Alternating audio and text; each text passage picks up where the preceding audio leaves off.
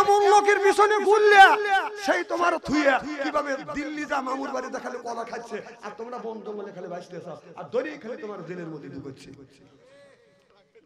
তারপরে শাস্তানে যায় কয় মাছ হয়ে তোর মা আসু কথা কয় না, তোর মা যদি আসলে না তোকে থুয়ে গেল নি। 800 বছরের ইতিহাস কলঙ্কিত করছে। 800 বছর আগে রোম আর পারস্যের বাদশা রাজ্যের বেলা বলা গেছে। 800 বছর পরে আমাদের দেশের নেত্রীরা রয়েছে, নেতারা ডুব দিয়ে বসে আছে। দেশটা দেউলিয়া বানাইছে সাবেক প্রধানমন্ত্রী, দেশটা দেউলিয়া বানাইছে সাবেক প্রধানমন্ত্রী। সোনার দেশটা শোষণ করলো লুইটা পুইটা খাইয়া রে প্রধানমন্ত্রী। কোথায় বললেন কামরুল ইসলাম, কোথায় কাদের কাকা, কই গেল সে ওই মহিলার সেতাং কথা। নামাজ পড়ে না, রোজা রাখে না, হজ করে না, যাকাত দেয় না, আল্লাহর হুকুম মানে না, মোল্লাদের কথা শোনে না, মোল্লাদের ধরিয়া ধরিয়া জনের মধ্যে ঢুকাইয়া ফাঁসি দিছে। চিল্লে কোন ঠিক কিনা? আল্লাহ বসে আল্লাহ লিল মুত্তাকিনা ইমামা, একটা নেককার একটা পরহেজগারের মুবারক সুবহানাল্লাহ। সেই ইমামটা হলো আপনার ওয়াটের ইমাম, সেটা হলো মেম্বার। একটা ইমাম বানাও ইউনিয়নের, সেটা হলো চেয়ারম্যান। একটা ইমাম বানাও, সেইটা হলো থানার এমপি। সুবহানাল্লাহ বললেন না?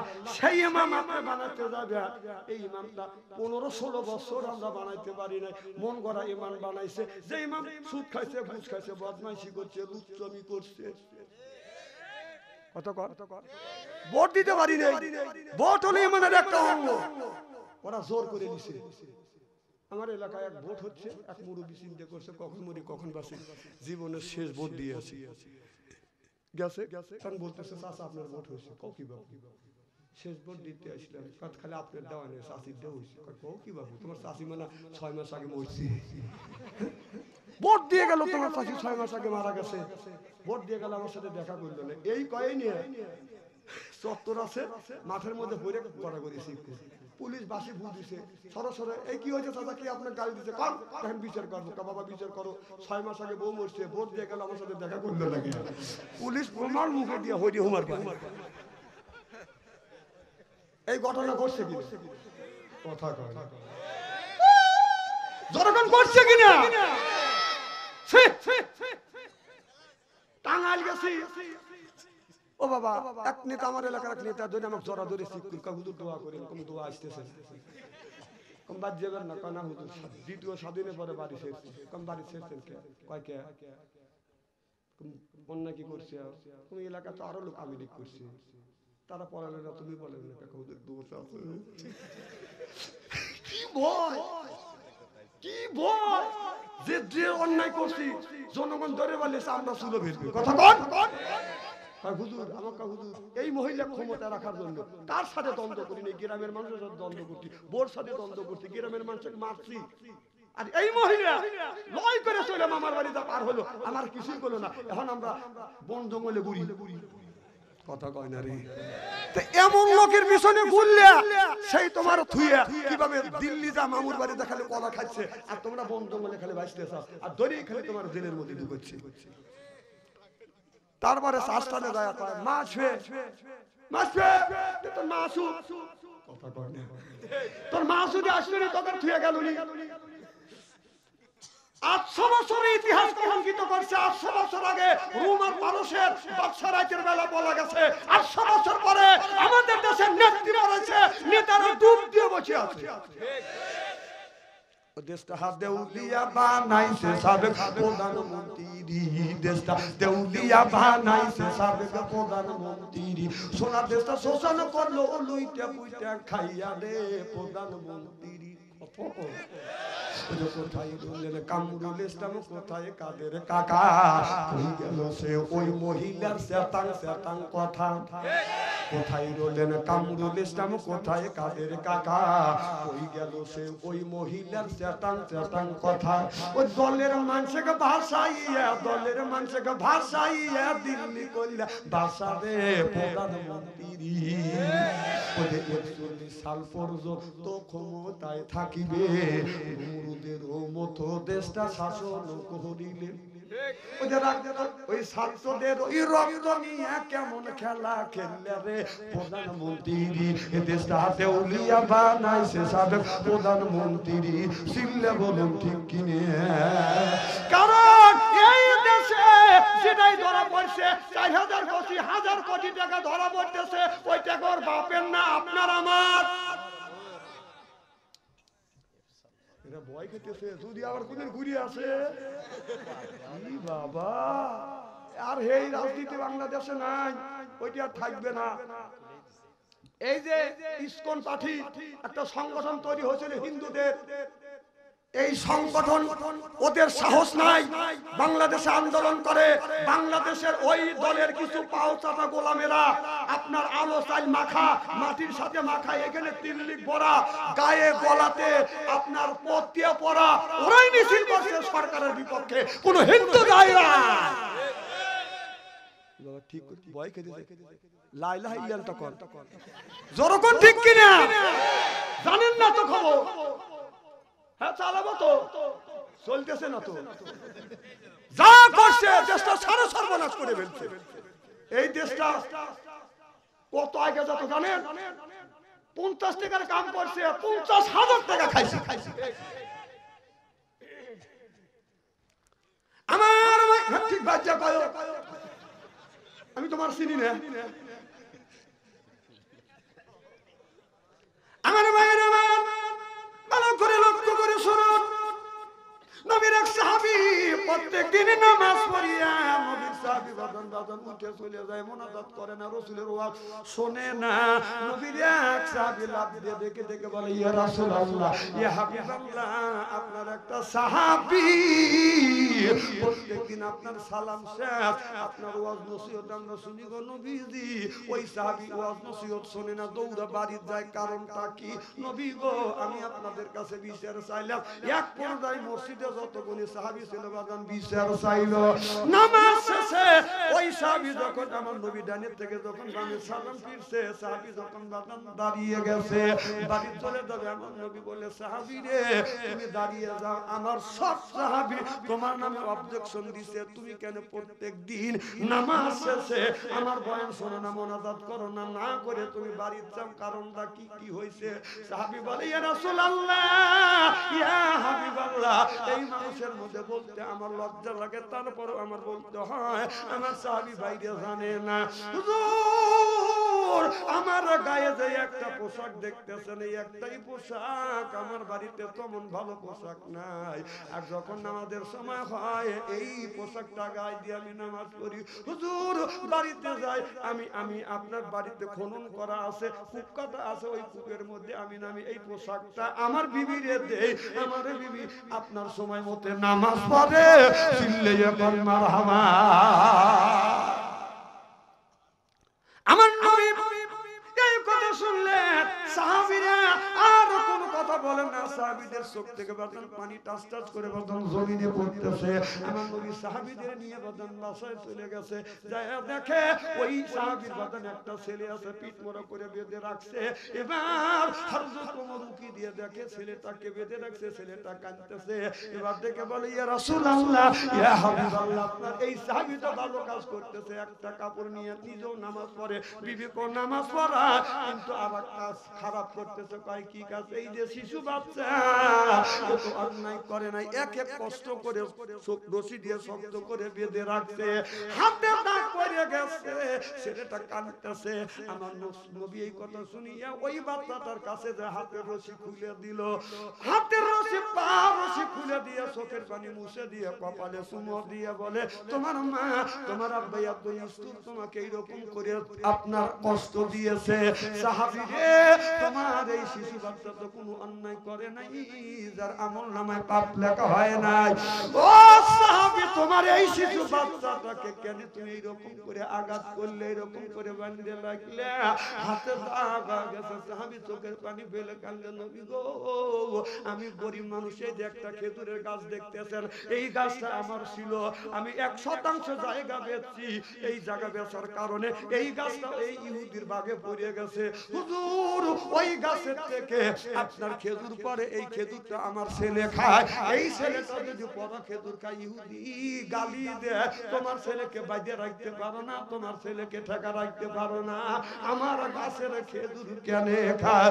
হুজুর জায়গা ছিল আমার, গাছটা ছিল আমার, তারপরে এই গাছের ফল যখন পড়ছে পাইয়াও খায় না, ওরা পাল খায়, ইহুদি সহ্য করতে পারে না, ছেলেকে নিষেধ করি, ছেলে ছেলে না দৈনিক যা ছেলেটা ওই খেজুর খায়। আমার নবী বললে, বাবুরে কেন তুমি ওই খেজুর খাইতে যাও? তোমার আব্বা তোমাকে নিষেধ করে, মা নিষেধ করে, তারপরও তো নিষেধ শোনো না। ছেলেটা চোখের পানি ফেলে দিয়ে কান্দে, নবী গো আপনি আমার পেটে হাত দিয়ে দেখেন। আমার নবী পেটে হাত দিয়ে দেখে শিশু বাচ্চার পেটটা পিঠের সাথে লেগে গেছে। নবী গো 2 দিন পর পর পর পর খাবার খায়। হুজুর ক্ষুধার যন্ত্রণা সহ্য করতে না পেরে, হুজুর আপনি তো বলেছেন জীবন বাঁচানোর জন্য আপনার মরা গরুর গোশত খাওয়া যায় আছে। সুবহানাল্লাহ। হুজুর আমি আমার জীবনটা বাঁচানোর জন্য মা বাবার গালি শুনি, মার খাই, তারপরে ইহুদির গাছের পরা খেজুরটা খাই হুজুর জীবন বাঁচানোর জন্য। এটা যদি আমার অন্যায় হয়, এইটা যদি অপরাধ হয়, হুজুর আপনি নিজ বিচার করে দেন, এটা আমার অপরাধ কিনে। আমার নবী চোখের পানি ফেলে দিয়ে দিয়ে কাঁদে, কথা বলে না। এমন সময় ইহুদিকে ডেকে আনলেন। ইহুদিকে আমার নবী বললেন, ইহুদি রে এই গাছটা তো আমার সাহাবীর ছিল, এই জায়গাটা বিক্রি করছে, তোমার ভাগে পড়ে গেছে, এই গাছটা আমার কাছে বিক্রি করে দাও, আমার কাছে বিক্রি করো, আমার সাহাবীর কাছে বিক্রি করো। ইহুদি বলে, না না গাছটা আমি বিক্রি করব না। এর মানে ও বেজাল বাবা ব্যবসা অনেক আছে, বাবা মারা গেছে, চাচার কাছে বাজার লালিত পালিত হচ্ছে, ওই চাচা বাতিজাকে পাম দিয়ে দিয়ে বা যত জমি ছিল ওই বাতিজার কাছ থেকে চাচা রেজিস্ট্রি করে নিছে। কথা বুঝতেছেন না? অনেক হাজি আছে ছেলে আপনার ওই আপনার চাকরি করে, আপনার বছর গেলে বাজান আপনার 1.5 বিঘা করে জমি কেনে, রাস্তায় যা গল্প করে। 2 বার আমি হজ করছি, জিজ্ঞেস করলাম বাজান আপনি হজ করছেন, টাকা দেয় কে? কয় আমার বেটা টাকা দেয়। তোমার বেটা যদি টাকা দেয়, সরকারে চাকরি করে, কয় লক্ষ টাকা বেতন পায়, কয় 40,000 টাকা বেতন পায়, কোন বছরে কয় হাজার করে টাকা দেয়, হুজুর 20 লাখও দেয়, 30 লাখও দেয়। এবছর 8 লাখ দিয়ে আমি 10 লাখ দিয়ে 2 জন জামাই বউ 2 জন হজ করে আইছি। আমি বললাম তোর ছেলে 40,000 টাকা চাকরি করে, 10 লক্ষ টাকা দিয়ে হজ করাইছে, এরপরে 2 বিঘা জমি কিনছি, তোকে হাজি বলে কে? তুই উত্তর চাইতে খারাপ। তুই হিসাব করিস না, ছেলে টাকা প্রত্যেকে জোগাড় করলো, প্রত্যেকে আনলো, ওই টাকা দিয়ে হজ করে খাবার খাইয়া শাস্ত্রে যা হেহা করে লিট গেল। অনেক মানুষ আছে ছেলে চাকরি করে বিদেশ চলে গেছে, নামাজ বাদন পড়ে না, টর্চ লাইট দিয়ে বাদন শাস্ত্রে যাইয়া ওই যে স্টলে বসে রাত 11টার মনে তার উপরে পাও তুলিয়া চা খায় আর গল্প করে। কথা বুঝতেছেন না? যখন যায় স্টলে কথা বলে বাদান গায়ের বলে, ওই যে টাকা আছে এরপরে বাদান যদি পায় গল্প কেউ করে না বাদান অল্প, তারপরে বাদান খায় পান, মনের মধ্যে আছে গুনগুননি গান, একটু খায় হাকিমপুরি জর্দা, শরীর তার গামে যায় বুঝায় আমি বড় মর্দা। না এখন তো ঠিক কবি, তখন তো কবির পাবো না। ওই যে হাজি, ওই যে লোক যা বসে, আমাদের দেশে কিছু হাজি আছে আসরের নামাজ পড়ে শাস্তালে যা বসে, যেই শাস্তালে আপনার সিডি টিভি চলে, যা চা খায় ছবি দেখে নাইকেটা কি দালে ও গেছে চা খাবেন না ছবি দেখবে না। না তুমি যদি চা খাইতে যাও, এক কাপ চা খাইতে 5 মিনিট লাগে, 5 মিনিট চা খা তুমি চলে আসো। উনি তো ওই যে বসা বসে, বসার পরে এক বসা 3 কাপ চা খায়, ছাপনুরার ছবি ছবি দেখে কত আছে না নাই? এর মানে তোমার আজান যখন দেয় হাজি সাহেব দৌড়ে যায়, ওযু দেয় না, ওই যে সেরিগারে ড্যান্স দেখছে ওই অবস্থা যা কাপড় লস্ত ওই যে সালাদা নামাজ পড়তেছে। হাসেন না, হাসেন না, আবার কো সুবহানাল্লাহ। বেতালে লোক পাওয়া গেল, খুব কি খারাপ লাগতেছে নাকি? এখানে হাজি নাই থেকে ওয়াশ করে দুধ পাচ্ছি, তাহলে সাইডে উঠতো। না না, এসব হাজি তো এই কাম করে না।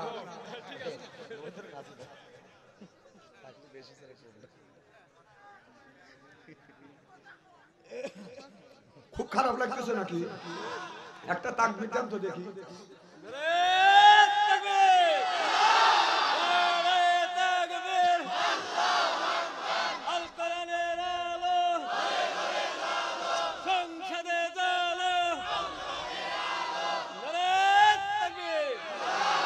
আমার ভাইরা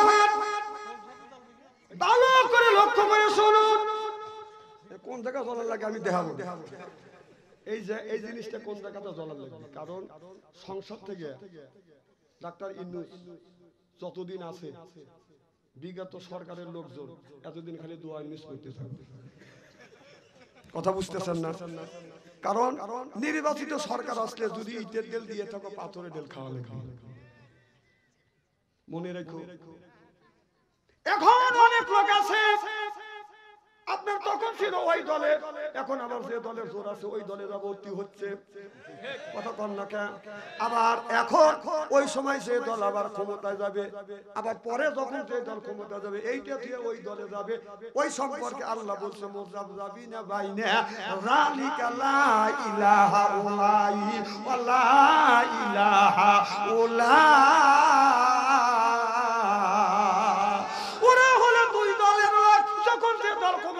সেই দলে বাদান গড়াগড়ি করে, এরা হলো গোল আলু মার্কা মানুষ। বাদান গোল আলু মার্কা মানুষ আছে, গোল আলু বাদান আপনার মাছের মধ্যে দিয়ে খাওয়া যায়, কাইটিয়া পাঙাশের মধ্যে দেওয়া যায়, গরুর গোস্তের মধ্যে দেওয়া যায়, খাসির গোস্তের মধ্যে দেওয়া যায়, ব্রয়লারের মধ্যে দেওয়া যায়, ভর্তা করে খাওয়া যায়, বড়া দিলে গড় গড় করে গড়ে।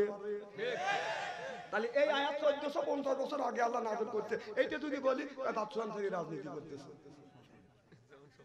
আরে কত সবনে দেখলাম, কুল্লাবারও সবন নাই, একটা তো নাই কে ভাই।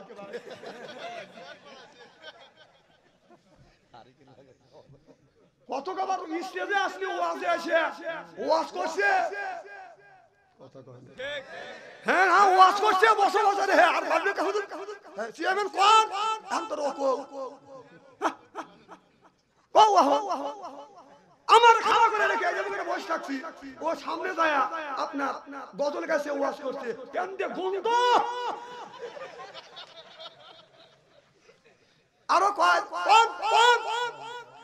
মানে আমরা যে আলেম আমাদের গুরুত্বই নাই। কথা কন আজকে আসে বক্তৃতা দিয়ে দেখ তোকার কি করে স্যান্ডেল দেবে। না না কথা কি অবাস্তব বলতেছি? যার কোরআন হাদিসের জ্ঞান নাই তুই স্টেজে এসে কি বলবি? এই যে তুই মন্ত্রী ছিল সাথিয়া বেড়া স্টেজে গেলে আমাদের বসার 1.5 ঘন্টা বসে রেখে ওয়াজ করছে, কি রকম থাকে চিনতে পারে।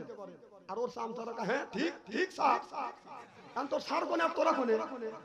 আবার ওই লোক নৌকা বেচুর আগে গেছে ওয়াজের মাহফিলে তো 1.5 ঘন্টা 2 ঘন্টা মোল্লা করে বসে রেখেছে, আমার লাগছে 1.5 ঘন্টা বসে। আবার চারটার মাহফিলে তো অভিনয় করে গান গা, আবার লাঠি মেরে খেতে গেল তারাও শান্তি পানে ওঠা, ওকে লাঠি মেরে খেলা জানে, ওদের বেশি করে মানে ক্ষমতা ছিল। এখন তুই কোনে এই দিনে ক্ষমতা এত দেখান লাগে না।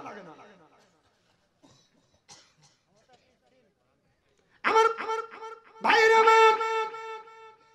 ভালো করে লক্ষ্য করে শুনে নি, তার ছেলেটা আমার নবী বললেন গাছটা বিক্রি করে দাও, কারণ আমি গাছ বিক্রি করব না। কথা বুঝতেছেন না? আমার নবী বললেন সাহাবীরা তোমরা যদি এই গাছটা কি কেউ কিনে দিতে পারবে? হযরত জারজা রাদিয়াল্লাহু তাআলা আনহা বললেন ইয়া রাসূলুল্লাহ ইয়া হাবিবাল্লাহ আমি করব। এবার নবী যখন চলে গেলেন হযরত জারজা রাদিয়াল্লাহু তাআলা আনহু এবার ইহুদির কাছে যা বলতেছে ভাই ইহুদি তোমার একটা গাছ যদি ছাড়িয়া দাও বিক্রি করো, এক গাছের বিনিময়ে আমি 600টা গাছ দিব, এই গাছটা তোমার ছাড়িয়ে দিতে হবে, কারণ এই শিশু বাচ্চাটা বাদান ক্ষুধার যন্ত্রণায় সহ্য করতে না পারে খাবারটা খাচ্ছে। আমার মায়েরা রাদিয়াল্লাহু তাআলা আনহু যখন এই কথা বললেন ইহুদি বাজান রাজি হয়ে গেলেন বলে আমি এই 600 টাকা খেজুর গাছ দেব বাগানটা আছে বাগানটা ধরে দেব বাড়ি তোলে মাঝখানে হলো ঘর বাড়ি আছে বাজান চতুর্দিকে বাজান আপনার খেজুরের বাগান 600টা বলে যদি তোমার এই বাড়ি সহ বাগানটা যদি আমার নামে রেজিস্ট্রি করে দেয় একটা গাছ আমি দিয়ে দিব হযরত জারজা রাদিয়াল্লাহু তাআলা আনহু বললে আমি তাই দিয়ে দেব গাছটা তুমি ছেড়ে দে লিখিত হয়ে গেল হযরত জারজা রাদিয়াল্লাহু তাআলা আনহু বাড়িতে যা বলে বিবি রে দেরি করিস না তাড়াতাড়ি পরনে যা আছে এইটা নিয়ে বের হ করে যা আছে টাকা নগদ যা আছে এইটা নিয়ে সোনা যা আছে এইটা নিয়ে আসো আর যা আছে এইগুলি ছাড়িয়ে দিয়ে চলে যেতে হবে এবার বিবি তাড়াহুড়ো করে বাঁধেন আপনার পোটলা বাঁধলেন স্বামীর কাছে জিজ্ঞাসা করলেন না স্বামী রে এত বড় বাড়ি এত বড় বাগান রাখি কই যাব একটা কথাও জিজ্ঞাসা করলেন না কারণ স্বামী বলেছে গাছটা ইউদিক আমি দিয়ে দিয়েছি একটা গাছের বিনিময়ে গাছটা আমি কিনেছি বিবি চিন্তা করছেন নিশ্চয় আমার স্বামী ভালো একটা কাম করছে চিল্লে এখন মারহাবা হযরত জারজা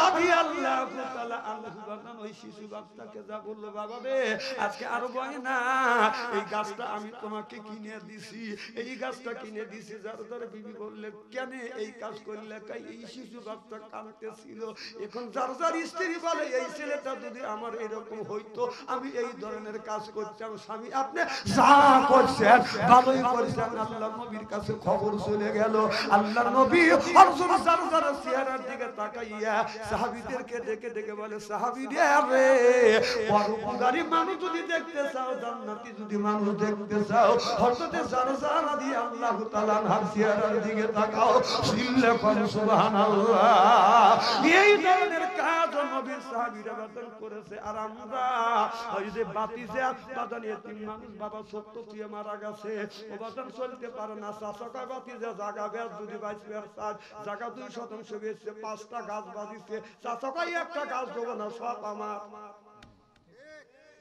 হেই চাচা আমার বেহেশতে দেওয়ার লেগে বসে থাকে তুই যাস নবী কি বলছে ওই এতিম দেখিলে তোমরা মিষ্টি কথা কইও ওই এতিম দেখিলে তোমরা মিষ্টি কথা কইও কাছে যাইয়া মাথায় হাত বুলাইয়া দিও আমার নবী এতিম ছিলেন মাটিতে পিতা খাইলে তবেতেই আমার নবী এতিম হইলে ছিলে এখন ঠিক কিনে আমার ভাইরা মুসলমান ভাইরা আল্লাহর হাবিবের কি উম্মতেরা ভালো করে লক্ষ্য করে শুনুন ওবাদান মানুষকে কষ্ট দেওয়া যাবে না অন্যায় করা যাবে না মানুষের হক ওবাদান মাইরে খাওয়া যাবে না এরপরে 5 ওয়াক্ত নামাজ পড়া লাগবে রোজা রাখা লাগবে আল্লাহর হুকুম মেনে চলা লাগবে আল্লাহ বলে ইন্নাল্লাযিনা আমানু ইন্না মানে নিশ্চয়ই আল্লাযিনা যারা ঈমান আনবে ওই আল্লাহর উপরে ওয়া আমিলুস সালিহাত আর যারা নেক কাজ করবে 1 নাম্বার ঈমান আর 2 নাম্বার যারা নেক কাজ করবে আল্লাহ বললেন কান্নাত লাহুম জান্নাতুল ফিরদাউস নুজুলা সিল্লায়াকান আল্লাহু আকবার 1 নাম্বার ঈমান আর 2 নাম্বার যারা নেক কাজ করবে এই মানুষটা যখন জান্নাতে যাবে 70,000 উড়াবে রিসিপশন করে জান্নাতে নিয়ে যাবে সুবহানাল্লাহ কয় হাজার আর জান্নাতি গান গাইবে আর বলবে নাহুনুল খালিদাতু ফালানা জাদু ওয়া নাহুনুল নাইমাতু ফালানা বাসু নাহুনুল রাজিয়াতু ফালানা নাফাতু তুবালে মান কানা লানা ওয়া কুনা লাহু আল্লাহু আকবার এই গান কোন নারী যদি মুখস্থ করতে পারে অনেকের স্বামী আছে অনেকের মহিলার স্বামী আছে বোর কাছে স্বামী যা বলে তোদের সংসার চললো না আরেকটা বিয়ে করা লাগবে আছে না মা বন্ধুর বলবো মা এই গানটা আপনি মুখস্থ করবেন করিয়া বেচানাই যখন শুইতে যাইবে একই বালিশে দুইজন শুবেন। রাসূল বললেন আমি যখন আমার বিবি নিয়ে যখন ঘুমাতে যাইতাম একই বালিশে শুইতাম। সুবহানাল্লাহ। মুখামুখি হইয়া যখন কি হইয়া মুখামুখি হইয়া শুইতাম। আর আমরা যে বিবির সাথে মুখামুখি হইয়া সব খাওয়া যাইবা তখন বিড়ি। কথা বুঝতেছেন না? বউ যখন স্বামী বিবির মুখের কাছে মুখ লাই, বউ খালি মুখ বুড়ায়। স্বামী কয় আমি তুমি মুখ তোমার মুখের কাছে মুখলেই তুমি মুখ বুড়াও, কারণ কি? বউ কয় শরমও করে লজ্জাও করে। এই মাত্র টাটকা বিড়ি খেয়ে আমার মুখের সাথে মুখ লাগাইছো তো পাশার সাইডে মুখের বন্ধ বেশি। বিড়ি দ্বারা খায় তাদের হাত দিয়ে গন্ধ, মুখ দিয়ে গন্ধ, দাড়ি দিয়ে গন্ধ, টুপি দিয়ে গন্ধ, জামা দিয়ে গন্ধ, চাদর দিয়ে গন্ধ, লেপ দিয়ে গন্ধ, বালিশ দিয়ে গন্ধ। আমার হয় ছন্দ ওর বউ থাকে কেমনে রে আল্লাহ যেরকম ঠিক কিনে। যারা বিড়ি খায় তারা মনে মনে চিন্তা করে এই তো হুজুর বিড়ির বিপক্ষে ফতুয়া দিবি। না না, আমি বিড়ির বিপক্ষে ফতুয়া দেবো। বিড়ি খাওয়া জায়েজ আছে 200 কোটি জায়গা আছে তো বিড়ি খাওয়া। সেই জায়গাটা কোথায় জানেন? বিড়ি খাওয়ার জায়েজ হলো এই জায়গা টয়লেটের ভিতরে। মানুষ বিড়ি খায় টয়লেটের মধ্যে বিড়ি খাচ্ছে। আমি নিজে দেখছি রমজান মাস নামাজ পড়তে যাবো, জোহরের নামাজ তালি স্টেঞ্জা করি আসি, আর টয়লেটের কাছে যা দিয়ে টয়লেট বন্ধ, দোলা ধুলো বের হচ্ছে। কে রে যাবো তো এই জায়গায়, সেই জায়গায় আগুন জ্বলবে নাকি? আমার দরজা বন্ধ, তাহলে আমি নক করলাম। আমি ভিতর থেকে সিগন্যাল দিছে, চিন্তা করলাম মাল ওখান থেকে উৎপত্তি হচ্ছে। না না, বিড়ি যদি তুমি হালাল মনে করে খাও ওই জায়গায় খাওয়া লাগবে না, ওইটা যদি হালাল মনে করে খাও কি কব? তাহলে এক হাতে বিড়ি খাও আর এক হাতে মল তুলে নেবে খাও। গিন্নে করতেছে তাই না? তখন খাতে গিন্নে করে না। না না, এই কথা বলছি, খাবার কথা কই নেই কে, খালি আপনি দেখাইছে এরকম করে খাবে তাই গিন্নে করতেছে। কিন্তু ওই জায়গা বসে এইভাবে কিভাবে টানে কোন দিবে করে টানে, তখন গিন্নে করে না, আর বললি গিন্নে হয়।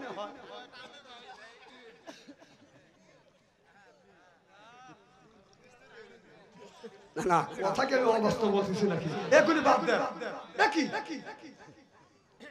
আমার ভাইয়েরা, মুসলমান ভাইয়েরা, তাহলে আমরা যে নামাজ পড়ি আমাদের দোয়া কবুল হয় না, কারণ আল্লাহ কোরআন কারীমের মধ্যে বলেছে ও দুনিয়ার মানুষেরা তোমরা কি করো?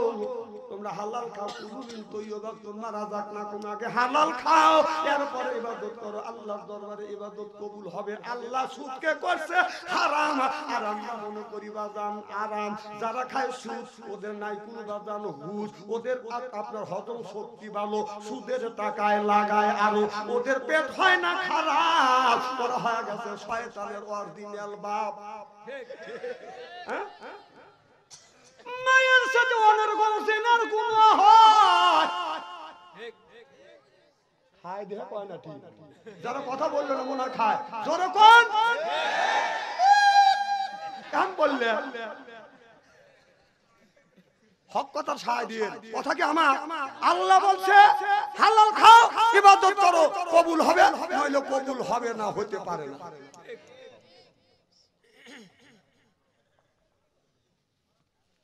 আল্লাহ যেটা নিষিদ্ধ করেছে ওইটা আমরা আরাম মনে করে এ ভাই ওঠা গেরা না না, মাঝখান থেকে ওঠা যাবে না, মোতা আসলে ওই জায়গায় মুইতে ফেলা।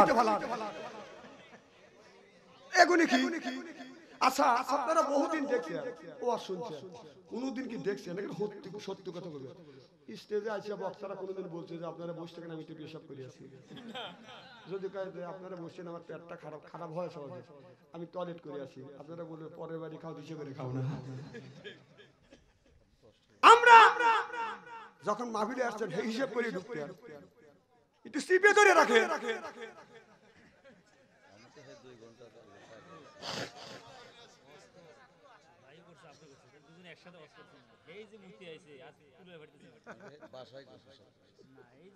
না ও তো তাই করছে, জীবনে তো সেই যে আচরক সময় কাম দেওয়া হয়েছে, এখনো যাচ্ছে না। দেখছেন দুইটা করে ওয়াজ করা লাগে, আর আমি তো হেই যে উঠছি, বুঝতেইছে মারহাবা কি যেন বলতেছিলেন? আমি বাচ্চা তো ওয়াজ শুনে আসি না, বুঝছেন? আমি কোরআন হাদিস বর্তমান প্রেক্ষাপট মিলে কথা বলি মানুষকে বাঁচানোর জন্য। আপনারা রাগ করতেছেন যে বাচ্চাদের এসে পেরা বিড়েছে, এই বাচ্চাদের কাণ্ড কেটা? আরে ভাই আমি আপনাদের বাঁচানোর জন্য কথা বলতেছি, তো আমার কথা না। আমি কি আপনাদের সাথে উচিত কথা হবে আমি আপনাদের সাথে শত্রুতা হবো কিসের দিকে? না না, আপনারা আমাকে শত্রু মনে করবেন কে? কথা তো আমার না, সব কথা কার? ও আল্লাহ কিছু করতে পারেন না, আমাকে নরম পাও। আমার ভাইয়ের আমার এজন্য হালাল খাবে, হালাল রুজি অর্জন করবেন, ইবাদত করবেন, আল্লাহর দরবারে ইবাদত কবুল হবে। হালাল না খাইয়া জীবন ভর ইবাদত করলে ইবাদত কবুল হবে না। হযরত মুসা আলাইহিস সালামের জামানায় বৃষ্টি হয় না, তার উম্মতটা যা বলে হুজুর দোয়া করেন, বাজার হাজার হাজার মানুষ নিয়ে মুসা আলাইহিস সালাম দোয়া করতেছে। আল্লাহ বলে বন্ধু মুসা রে তোমার দোয়া কবুল হবে না। কি আল্লাহ কেন দোয়া কবুল হবে না? আল্লাহ বলে বন্ধু মুসা তোমার ওই জায়গায় এমন একজন বান্দা আছে, ওই বান্দাটা সুদ খায় আর আপনার জেনা করে, আপনার সুদ খায় জেনা করে। ওই লোকটা যদি ওখান থেকে যদি বের না হয়, একটা লোকের কারণে হাজার হাজার মানুষের দোয়া কবুল হচ্ছে না, ওখান থেকে বের করিয়ে দাও। কথা বুঝতেছেন না আমার ভাইরা? মুসা আলাইহিস সালাম বলে আল্লাহ ওই মানুষটাকে একবার দেখা দেন, দেখেন আমি ও কি করি। আল্লাহ কয় এই জন্যই আমি আল্লাহ, আর তুমি হলে আমার বান্দা এবং নবী। সুবহানাল্লাহ। আমাদের এমন এমন গুণ আছে, এমন এমন অন্যায় করছি, এমন এমন পাপ করছি, এই পাপের কথা বাবা শুনলে বাড়ি থেকে বের করতো, মা শুনলে থুতু ফেলতো, বিবি শুনলে তালাক দিত, ছেলে মেয়ে শুনলে কথা বলতো না, গ্রামবাসী শুনলে মিছিল করে গ্রাম থেকে তাড়িয়ে দিও। অত বড় অন্যায় করবার পর এই জায়গা ওলি হয়ে বসে আছি। আল্লাহ যদি একটা বার ফাঁস করিয়া দেয়, এই মুখ মানুষের কাছে দেখাইতে পারবো না। চিল্লা কোন ঠিক কিনে? এবার মুসা আলাইহিস সালাম বলল, যখন আল্লাহ বলল এই জন্য আমি আল্লাহ আর তুমি